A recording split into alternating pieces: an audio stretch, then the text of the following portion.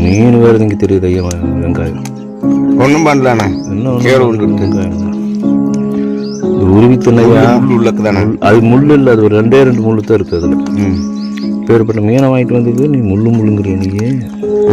இரு முள்ளை உருவி வைக்கிறேன் இறையா, ஏன் அவசரப்படுறேன்.